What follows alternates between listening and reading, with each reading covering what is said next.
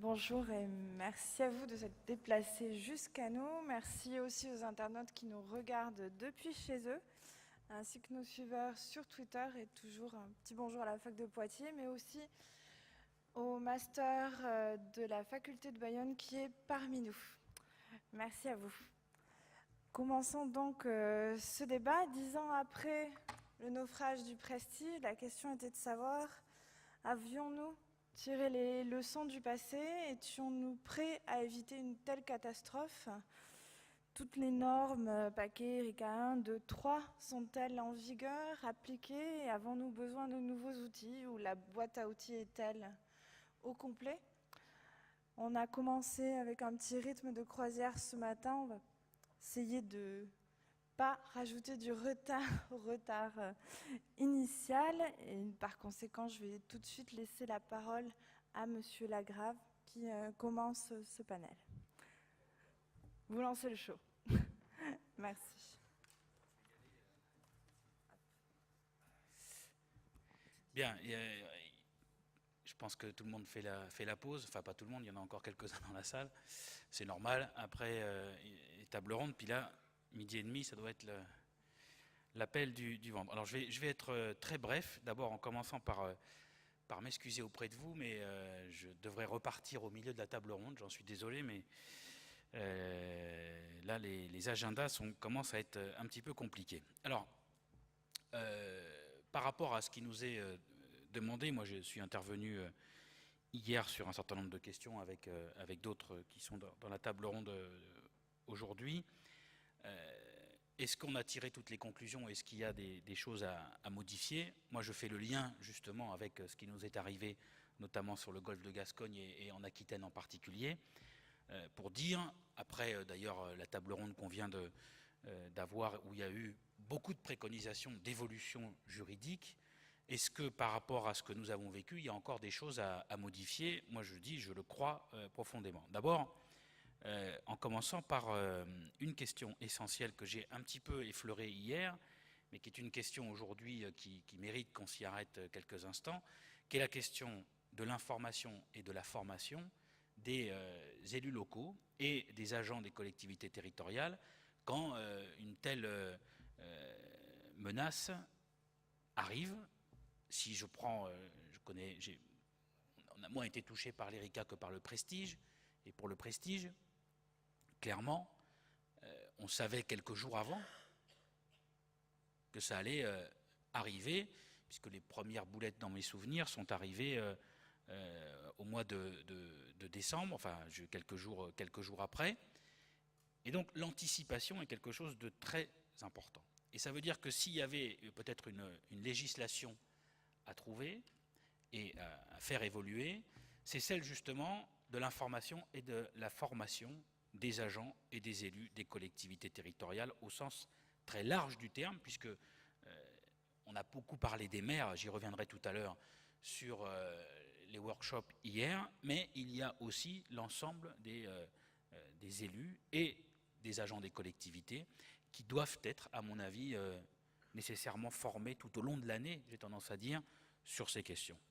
La deuxième chose que je voudrais dire, c'est que le travail qui a été fait avec la Bretagne et avec beaucoup de régions européennes concernant Arcopol, dont on a parlé hier et dont beaucoup de gens expliquent aujourd'hui d'ailleurs que comment dirais-je, ça a été fait par l'ensemble de beaucoup de structures. C'est vrai, mais il faut maintenant le graver un petit peu dans le marbre. Et dire aujourd'hui, notamment à l'État, que ce qui a été fait dans Arcopol, il faut l'intégrer dans le plan Polmar. On a essayé de discuter de ces questions-là avec le préfet maritime il y a quelques mois, quelques années sur ces questions. Bon, pour l'instant, ça n'a pas été suivi des faits. S'il fallait une évolution juridique, moi je considère aujourd'hui que tout le travail qui a été fait sur cette question-là, avec les guides dont on a parlé hier, avec les outils, y compris tout à l'heure une intervenante évoquait, il faudrait qu'on puisse géolocaliser. Ça tombe bien, c'est fait, on a un logiciel pour le faire. Encore faut-il que les données soient intégrées sur cette application. Mais l'application, elle existe, et on a aujourd'hui la possibilité de l'intégrer justement dans Polmar. Faisons ça, juridiquement, c'est quelque chose qui, je crois, est une avancée très importante. L'autre point, j'essaye d'aller assez rapidement. Je vais, excusez-moi, parler de la Gascogne et du golfe de Gascogne. Moi, je vous le dis tranquillement, aujourd'hui, qu'il n'y ait plus qu'un seul remorqueur pour la mer du Nord et le golfe de Gascogne, ça n'est pas tolérable. Ça n'est pas tolérable. Donc, moi, la demande, elle n'est pas juridique, elle est clairement aujourd'hui qu'il y ait le retour d'un remorqueur sur le golfe de Gascogne, parce que ça, c'est quelque chose qui, aujourd'hui, n'est pas acceptable pour les élus, et à la limite, j'ai tendance à dire au-delà des élus, pour, j'espère, j'en ai jamais discuté avec le ministre, mais j'espère qu'il pense qu'aujourd'hui, les moyens ne sont pas à disposition des territoires. Et aujourd'hui, moi, je le demande très clairement, avec d'autres élus, qu'il y ait à nouveau un remorqueur sur le golfe de Gascogne. L'autre point, et Isabelle Thomas l'a évoqué tout à l'heure, et finalement, s'il fallait résumer, c'est quand même l'essentiel, c'est de faire en sorte que dans toutes les lois, les réglementations, et qui, à mon avis, doivent être faites au niveau européen, c'est pour moi une évidence, et j'aurais peut-être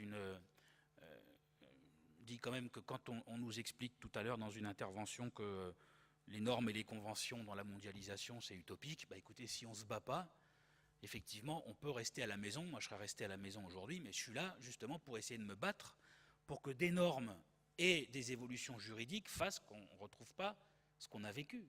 Sinon, il faut faire autre chose. Hein. Moi, en l'occurrence, je ne me suis pas présenté à des élections pour attendre que la mondialisation continue inlassablement à polluer les mers. Donc aujourd'hui, moi je considère que si on souhaite véritablement faire évoluer les choses, ça veut dire que oui, il faut continuer des normes et à travailler sur les normes, à travailler sur les aspects juridiques et à faire en sorte que dans toute la réglementation, le coût de la sécurité soit évidemment supérieur au coût de l'indemnisation.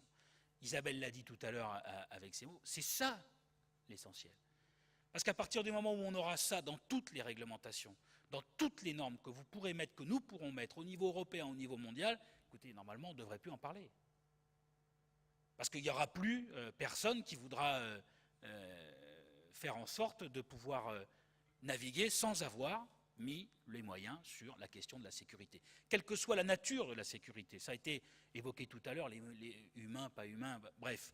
Mais là, évidemment, si ça coûte plus cher, ben alors, vous savez, il n'y a pas aujourd'hui grand monde qui ira faire n'importe quoi s'il le sait qu'à l'arrivée, ça tapera au portefeuille. On l'a bien vu, ça a été dit hier, et moi je l'ai dit hier et je le redis encore aujourd'hui. À partir du moment où on a tapé au portefeuille, et les uns et les autres au tribunal de Brest pendant 20 ans, les collectivités locales ont tapé au portefeuille les armateurs. Bah écoutez, maintenant, effectivement, les dégazages sauvages, ils n'existent pratiquement plus. Je ne dis pas qu'ils n'existent plus, mais ils existent en tout cas pratiquement plus. Et je pense que Renaud Laïtet, hier après-midi, a dû l'évoquer, notamment pour le Conseil général des Landes. Pardon. Donc, ce que je voulais dire par rapport à ça, c'est qu'évidemment, il faut continuer sur la législation européenne, sur les normes, sur les conventions, faire en sorte aussi qu'on puisse travailler sur une question qui est apparue clairement pour nous dans le cadre du prestige, mais j'ai cru comprendre qu'on n'était pas les seuls, qui est la question de la facilitation sur la question des indemnisations. Et on ne peut pas continuer à travailler de cette manière-là et à traiter les collectivités. Hier, je ne sais plus qui disait ça, et c'était très bien dit, à expliquer à des collectivités que leurs agents ne foutent rien pendant qu'ils ramassent les boulettes, et que de toute façon, ils sont déjà payés. C'est toi, Pierre, qui l'évoquait, je ne sais plus. Enfin, c'est dans la table ronde d'hier, et ça a été très bien dit. Il faut arrêter de penser que tout ça n'a pas de coût. Donc, il faut qu'aujourd'hui, on mette les points sur les i quant à l'indemnisation. C'est pour ça que moi, je réclame que ce que nous avons fait sur le plan avec Arcopol soit véritablement intégré dans le plan Polmar, de manière à ce que Vigipol, quand ils viendront examiner de près ce que font les communes, je rappelle quand même que c'est une immense majorité des communes de petite taille, notamment sur le littoral aquitain. Alors l'été, vous avez l'impression d'avoir des grandes communes, hein, parce qu'on vous parle de Lacano, on vous parle de Biscarrosse, on vous parle de Souston, mais l'hiver, c'est des communes à 3 000 à 4 000 habitants avec très peu de moyens techniques. Et donc, comme ça ne vous a pas échappé, décembre est en hiver et il y avait très peu de moyens techniques. C'est des villes qui sont surclassées. Et donc aujourd'hui, eh bien, il y a nécessité, bien évidemment, de faire en sorte qu'il y ait... et on peut peut-être légiférer là-dessus. Moi, je suis prêt évidemment à y travailler, mais qu'on puisse véritablement faciliter la question de l'indemnisation. Je partage complètement l'avis de ce qui a été dit il y a un instant sur les ports-refuges. En plus, objectivement, au moment où on est en train de chercher des activités, paraît-il qu'au niveau européen, pour le fonds d'intervention européen, il paraît qu'il y a des dossiers à chercher, parce qu'on ne trouve pas de dossiers dans les pays, qu'il n'y a pas assez de dossiers remontés de la France, notamment au niveau européen. Bah, écoutez, on n'a qu'à leur proposer de créer des ports-refuges. Commençons par nous, parce qu'on peut aussi parler en expliquant que la mondialisation, c'est comme ça, c'est pas autrement. On peut aussi commencer par faire et lutter contre la mondialisation chez nous, et lutter contre justement les questions qui nous sont apparues au moment du naufrage du Prestige. S'il y avait eu un port-refuge, clairement, on n'aurait pas eu ça. Donc là, aujourd'hui, la vraie question, c'est comment on fait en sorte de pouvoir aussi, au niveau législatif, et j'ai tendance à dire législatif et de l'exécutif, de décider une fois pour toutes. Et oui, ça posera des problèmes. Oui, on nous dira « Ah, on ne peut pas le mettre là parce que, on ne peut pas le mettre là parce que », c'est à chaque fois qu'on veut faire quelque chose de toute façon. Personne ne veut le mettre en place, mais la réalité, c'est qu'il faut bien réfléchir à cette question. Et je crois que c'est, de mon point de vue, très important. Alors, par rapport à tout cela, il y a un certain nombre de propositions que je voulais, moi, faire. Et puis, une dernière proposition, en vous disant que peut-être il faut qu'on ait une réflexion pour savoir si, parce que j'ai bien écouté hier sur la question des pollutions diffuses et des pollutions dont on parle beaucoup moins, qui sont finalement extrêmement majoritaires en Europe et en France. La question qu'il faut peut-être qu'on se pose, c'est est-ce qu'on peut laisser un maire seul face à cela? Moi, je vous le dis tranquillement, quand on voit aujourd'hui les problématiques qui sont liées au littoral et à la mer, avec un certain nombre d'élus qui sont seuls dans leur collectivité, et par rapport aux enjeux qui ont été évoqués pendant cette conférence, est-ce qu'on peut laisser un maire tout seul par rapport à ces questions? Moi, je dis aujourd'hui, au niveau législatif et au niveau de l'exécutif, il y a peut-être cette interrogation à avoir. Vous avez compris qu'au niveau de l'Aquitaine, on a répondu à travers la création d'un groupement d'intérêt public qui, pour l'instant, ne s'occupe absolument pas des questions de pollution, mais qui s'occupe de tout l'aménagement du littoral, de la protection, d'un certain nombre d'autres choses.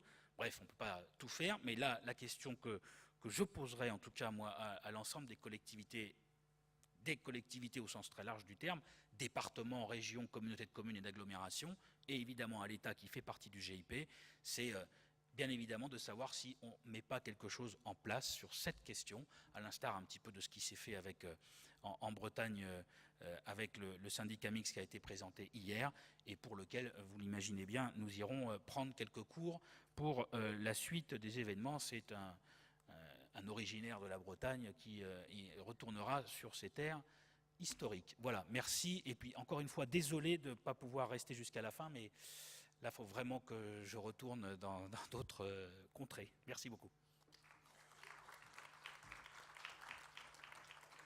Merci à vous d'avoir respecté le timing. Petite transition justement entre Monsieur Lagrave et le vice-président de la région Bretagne, Monsieur Pierre Kaleskine. Vous parliez de risque, vous parliez également de dégazage. S'il est vrai qu'il y a moins de dégazage grâce à la dissuasion dans le golfe de Gascogne, il ne faut pas oublier qu'il y aura 3 procès au mois de décembre à Marseille dans le cadre justement de cette poursuite des dégazages, et donc Surfrider il sera partie civile. Donc le combat continue également sur les pollutions qui sont volontaires, mais continuons toujours sur